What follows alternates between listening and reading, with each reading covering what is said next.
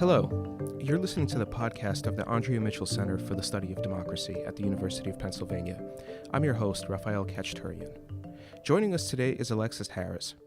Alexis Harris is the presidential term professor at the University of Washington's Department of Sociology. Her research interests focus on social stratification processes and racial and ethnic disparities. Much of her work investigates how contact with varying institutions, including educational, juvenile and criminal justice, and economic, impact individuals' life chances.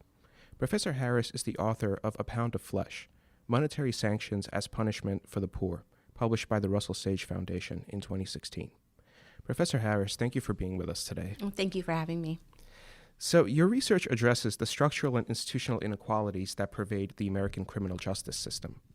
Many listeners will have some general conception that the system is biased, for example, whether it comes to policing practices or sentencing practices or felon voter disenfranchisement. Yet you focus specifically on monetary sanctions as a key component, which the public might be less familiar with. Could you tell us what monetary sanctions or legal financial obligations are, and what drew you to focusing on them for understanding the way criminal justice operates?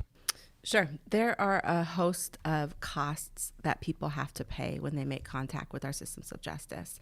I focus specifically on what I call monetary sanctions, and these are the fines, the fees, the charges, the restitution that judges impose during sentencing on individuals. But I do like to sort of do a little footnote that there are, through the process, people will have to pay for other costs, like cost of probation, cost of incarceration. There was just an article about actually Pennsylvania and how people in jails here are charged per day rates for their stays. But so in general, across the nation, judges impose a host of fines, fees, and restitution. And restitution is charged with the aim of making the victim whole. So if I steal your car, I might be charged with the cost of repairing the car or the cost that you pay your insurance to fix the car. And so that payment goes through the clerk's office, and then the clerk then cuts you a check. In addition to that, I might have a fine that is associated with the crime. So, for example, a DUI crime might cost a $1,000 fine in the state of Washington. My second DUI might be a $2,000 fine. And the purpose of that fine is supposed to be punishment. But then there are fees and costs, and those are user fees, right? So there's no sort of theory behind it other than you pay for the services that you're getting as a defendant in the court. The fees in Washington, we have a $100 DNA collection fee. We have collection fees that are mandatory.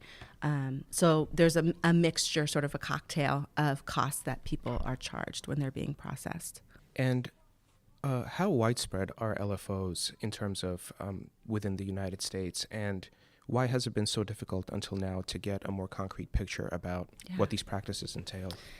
So they're in every jurisdiction in every state, and the state statutes, policymakers, legislators set the amounts of fines and fees in their criminal statutes that allow judges to sentence people to fines and fees. And in my book, I review every state on a couple of different dimensions, and every state allows for the imposition of some form of fines and fees. There are mandatory fines and fees in certain jurisdictions and discretionary. And so in some instances, judges, even when people, for example, in Washington state, are legally deemed indigent, they still have to pay the mandatory minimum. For example, the mandatory minimum in Washington is $500 for a felony conviction. So even if they're deemed indigent, they have to pay. But judges then have discretion on whether or not they're going to charge certain types of fines and other discretionary costs. I see. And you point to the beginning of the 1990s as a period when the states began to formally codify financial penalties, which led to a ballooning of monetary sanctions. We also know that the uptick in both state and federal incarceration rates began really taking off about a decade earlier.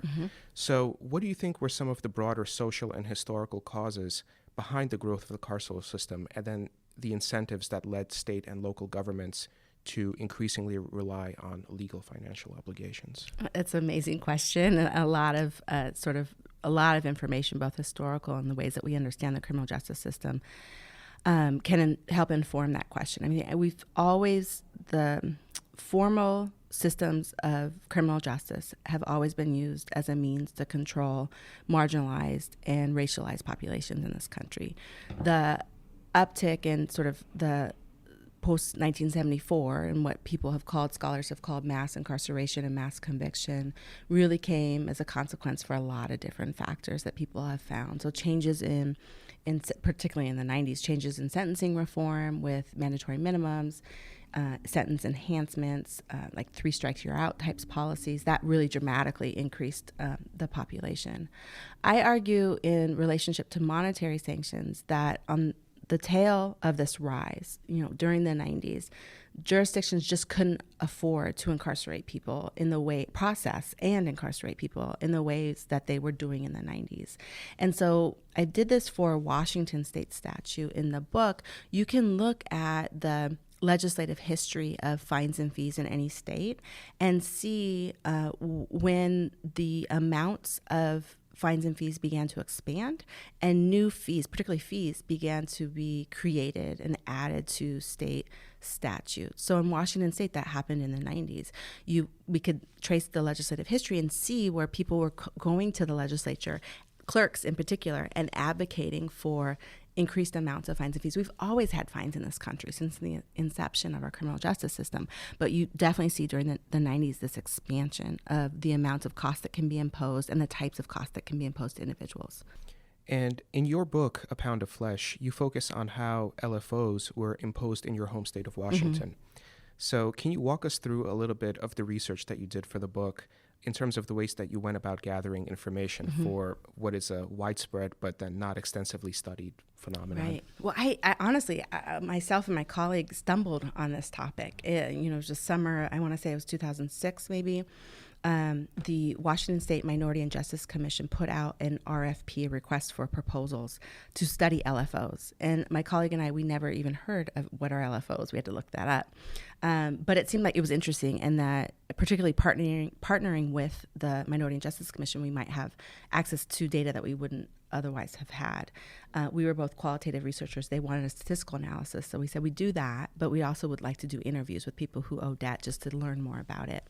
And our eyes were open, and people that we were interviewing were telling us tales about how having this debt led to reincarceration, led them to go into debt with creditors, led them to lose housing. And these stories were so eye-opening that in some respects we weren't sure if they were true. So I called local probation officers to say, hey, people are telling us this. And they said, oh yeah, like this is a real issue, and we require people to make payment, and we'll ask them to take money under the table. And I mean, it was really, really interesting. So we did the analysis for the Washington State Minority and Justice Commission.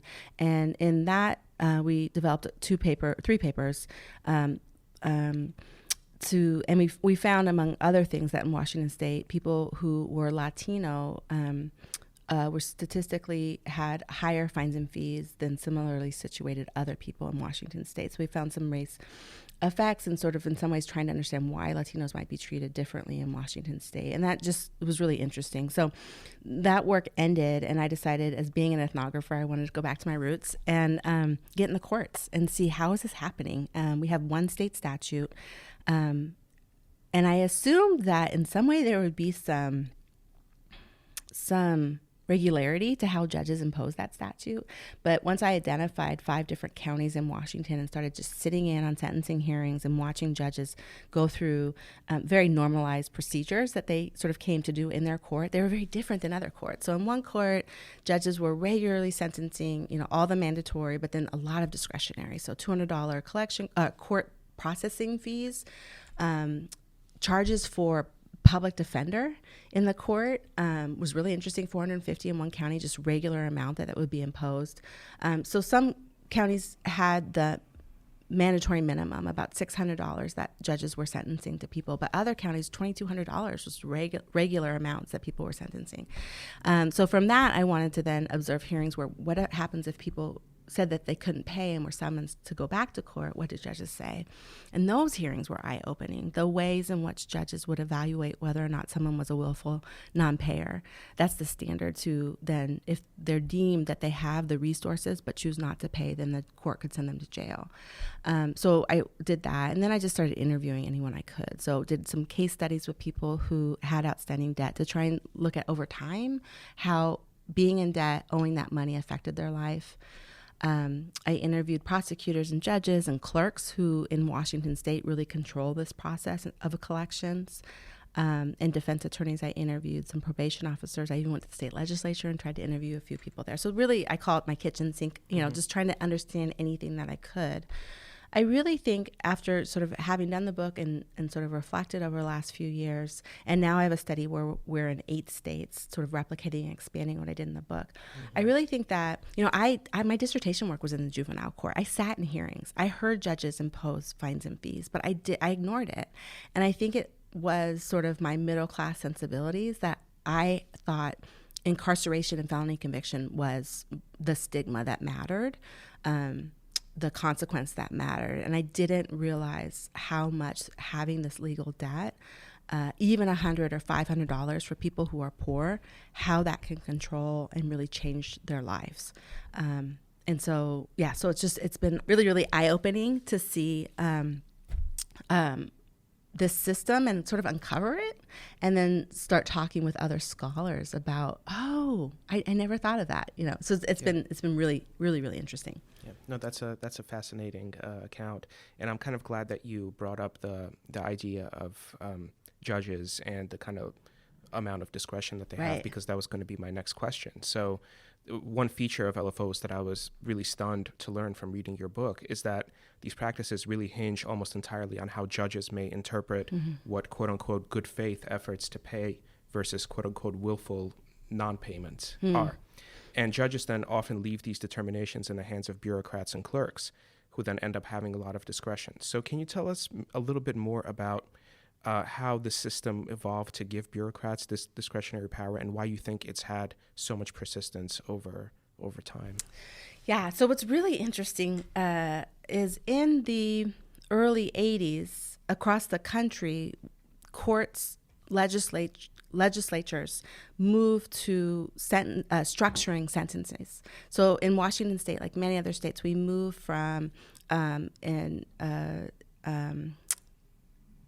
we moved to a determinate sentencing grid. It used to be indeterminate, where there was a range and people would get parole and they weren't quite sure when they get out.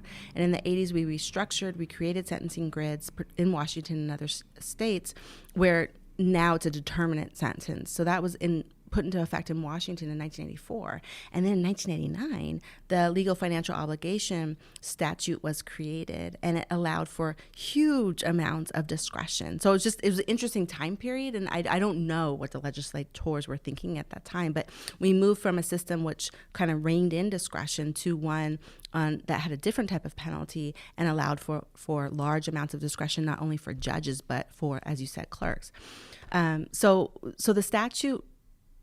the statute exists, and it allows, in Washington and other states, it allows for the sentencing of mandatory amounts and fines and fees and collection costs, and then discretionary.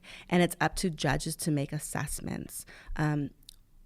What has been required by the United States Supreme Court in challenges is that judges can't just incarcerate people because they haven't made payment. They must hold a hearing to determine whether or not there was something called willful non-payment. Did the person have the means to make payment but chose not to? And the problem is that there is no criteria on how judges are supposed to review someone's ability to pay. And so in Washington, for example, I've seen judges in their sentencing hearing just look and say, that person has a public defender, which across the country, like 95% of people have public defenders. But in some counties, judges will say that person has a public defender, they're indigent, and so I won't sentence discretionary fines and fees on top of the mandatory. In other jurisdictions, judges will try to look further. So I've literally sat in court rooms with judges where they've looked at women and said, well, you have a manicure. How much did that cost? You chose to pay for a manicure instead of your $10 or $20 monthly payment. I talked with a prosecutor once, and I was sort of shadowing him for a while, and he felt very comfortable in explaining that if someone calls and says they can't pay, he says, well, are you a smoker? How much do you smoke a month? And then he tallies the total and said, well, this is really discretionary. It's going to help your health if you stop smoking. And he'll use that as evidence to a judge. This prosecutor also told me that he's told homeless people to stand on the corner with a sign and raise money through begging, which in many jurisdictions is actually illegal and you can get additional citation for. So there's a huge room for discretionary assessments of individual people. And I found in the analysis I do with the interviews and the court observation field notes is that different individuals really rely on their sense of characterizations of people before the court. And for example, in certain counties, judges and prosecutors would talk a lot about the structural inequalities or drug addiction and sort of structural problems that led to individuals' poverty and their contact with the criminal justice system. And so they wouldn't negatively characterize, they're smoking too much, so they'll go to jail. But in other jurisdictions, there was this connection or association with the reasons why people are before the court are because of poor character. They're not good people. And then based on those types of assessments and values and beliefs about individuals, they would then assess, well, they're just being lazy, they're smoking cigarettes, they're getting tattoos. And one judge asked the defendant about their tattoos and how much they spent. So there's really an individualized sense of character assessment and morality about that individual. And in those instances, in those types of counties where that punishment culture is very individualized and not recognition of structural limitations, individuals would regularly go to jail for non-payment. So some of these counties had local norms and processes that everybody knew about incarceration. In one county, they called it pay or stay. So they would regularly actually pick up people on non-payment warrants, bring them to court, and if you hadn't paid, the judge would give you the opportunity to pay $300 to quash the warrant, cash to the court. If you don't pay, then you stay 60 days. So pay or stay. And so it was really eye-opening and a clear example of what people call law in the books versus law in action. Like just this, it's not black and white in terms of how the law is applied. And so many people, both judges who are elected, but clerks who are non-elected bureaucrats who have so much authority over and control over the lives of poor people, essentially. And then you draw a connection between this kind of monetary sanction system and past practices that reproduce forms of social domination and hierarchy, debtor imprisonment in past American history, slavery, and convict leasing after abolition.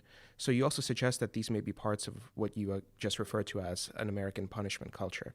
So I'm kind of wondering, what are the main continuities that we can trace across these different contexts and institutional practices in the way that the legacies of our past history still continue to influence the way that this happens?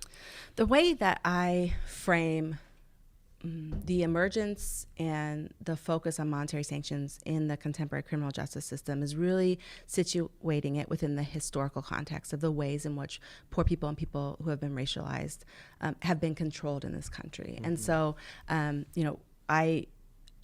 if we think about sort of those moments of control in our history from enslavement where Black bodies were controlled and their labor was owned by their owners, and every day they were forced to produce labor that produced profits for private entities. And then we moved to the end of slavery. Even towards the end of slavery, we had slave codes where individuals were their bodies were controlled, so they couldn't leave their owner's property without permission or notes. And then the end of slavery, we had the abolishment of slavery, but the 13th Amendment did say that people who were duly convicted could be forced into slavery.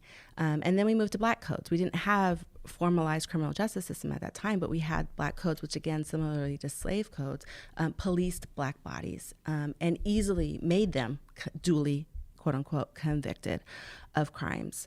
And while we didn't have institutions to put them, what the state decided to do was to do convict leasing programs where their bodies could be leased out to private entities to make profits. And so many people worked on the same plantations that they had worked for, or their ancestors had worked for slave owners. And then we moved with slave leasing. There's amazing books, Douglas Blackman, about sort of this history. But it turned out to be very deadly for individuals who were leased out, and people were dying in some states up to 60% of people who were leased out.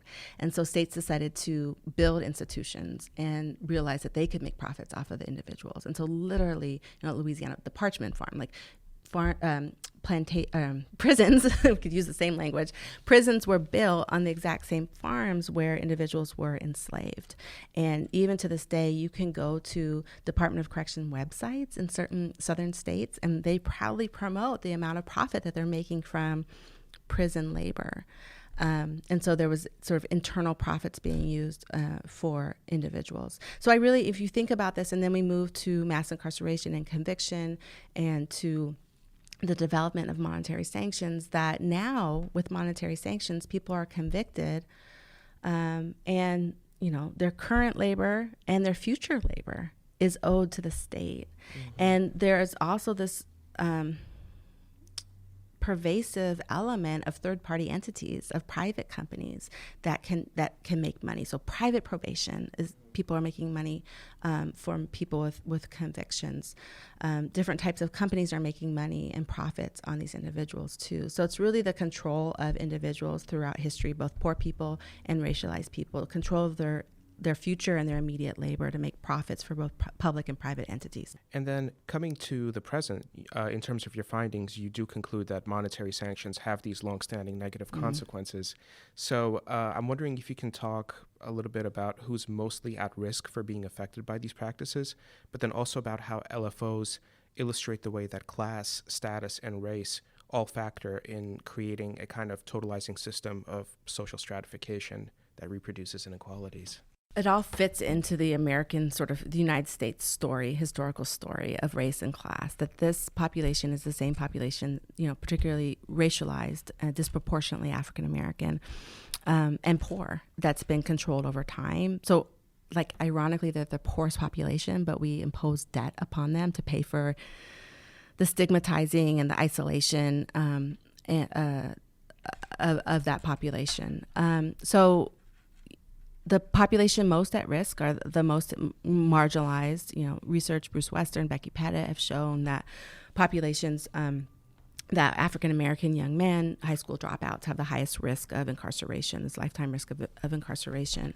In terms of monetary sanctions, it's about race because people of color, Native Americans, Latinx populations, and African-American populations are disproportionately incarcerated.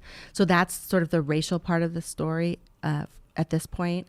But it's also a lot about class, because in Washington, where predominantly it's a white population, their white people are treated the same way and controlled because they're poor. They remain under the supervision of the court system. So until you've paid your LFOs, you cannot get off of supervision of the court. And that means warrants can be placed on you. It means you could be mandated to return to court. So that control exists for everyone who's poor. But it disproportionately falls on populations of color because they tend to have more contact with the court system, because communities of color are disproportionately over-policed. So communities that are over-policed, you have ticketing with police, so that's a form of monetary sanctions that can lead to loss of driver's licenses, can lead to incarceration if you're driving without a license. So poor communities really, but poor racialized communities as well. I often say this in talks that if I was Dr. Evil and tasked to create the perfect system of stratification, this would be it. I mean, the criminal justice system surveillance poor people and people of color overwhelmingly. They are there's no other population that's incarcerated that is as disenfranchised as the population that goes through our criminal justice system. So it's the perfect system to maintain and even create more inequality by then labeling them with the felony conviction. So Diva Pager sort of called it stigma or stain, and then saddling them with debt. That's the perfect system of stratification that we have created in the contemporary United States. But it's so consistent. It's just a contemporary iteration of what we've done throughout history.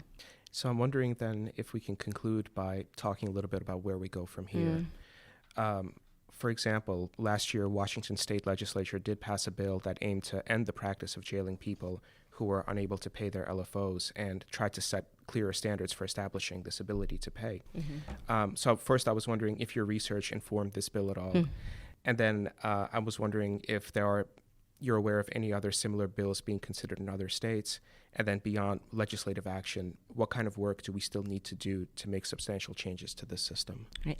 So in Washington State in 2018, we had 1783, which was, I don't want to call it comprehensive because it's not far enough, but it did establish an indigence statute for people to be assessed. So judges now at sentencing need to assess people's ability to pay, current ability to pay, and if they're deemed indigent, and there's a certain number of criteria that sort of lead to that definition, then judges can only assess the mandatory minimum, which is still expensive. It's still $600.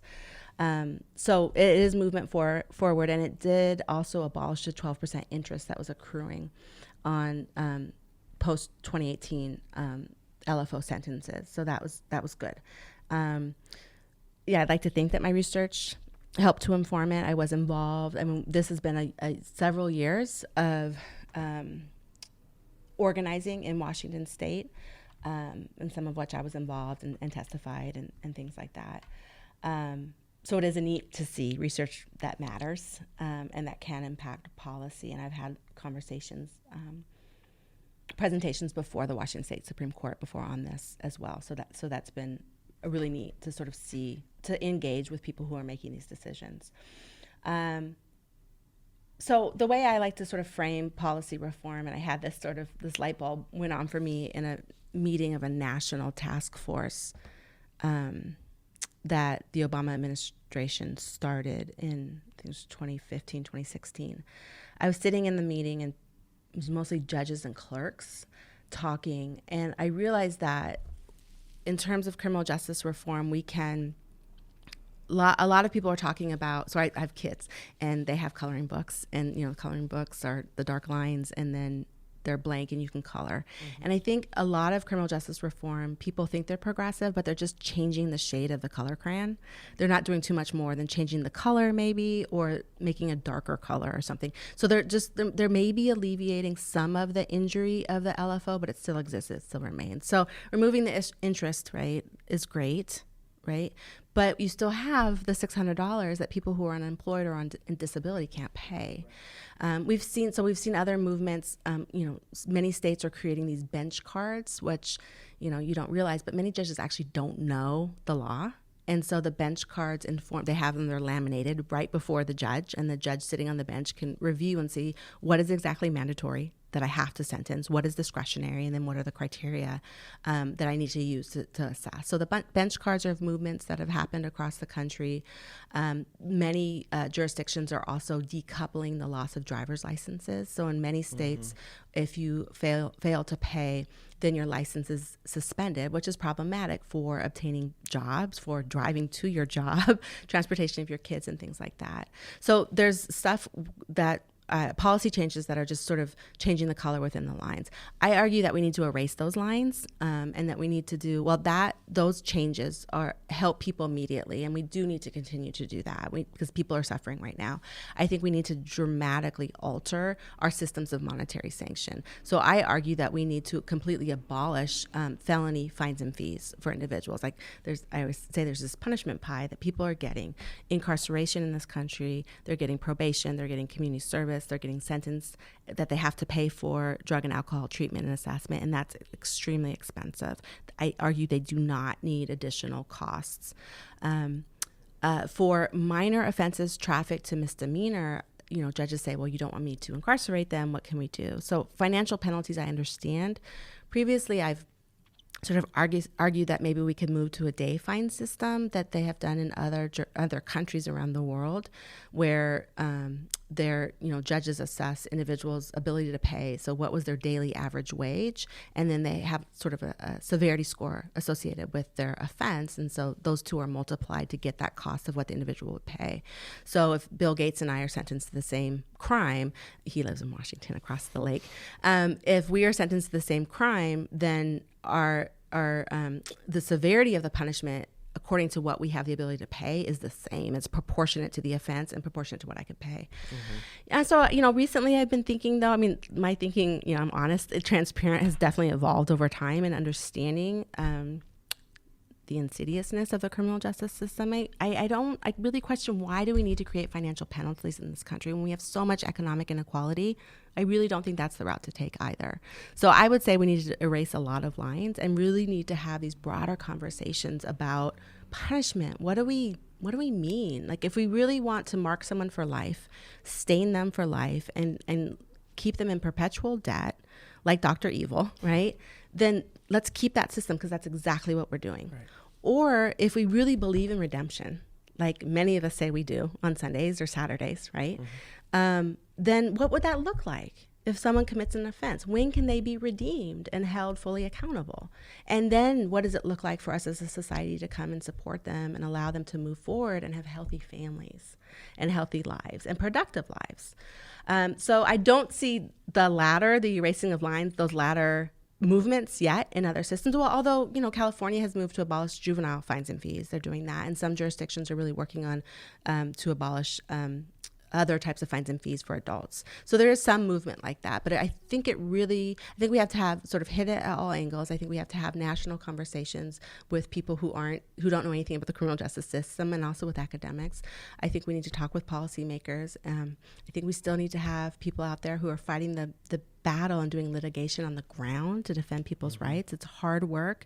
It's tiring, but I think we need to hit them at all sides. And more media stories like this where people are aware of it, and hopefully we'll sit down and really think about, what is it, who is a, so-called criminal in society? And they are our brothers and sisters and our parents and our kids. And what would we want if that person was our child? What type of punishment and redemption would we want for them? Professor Harris, thank you again for joining us today. This has been the podcast of the Andrea Mitchell Center. Until next time, and thank you for listening.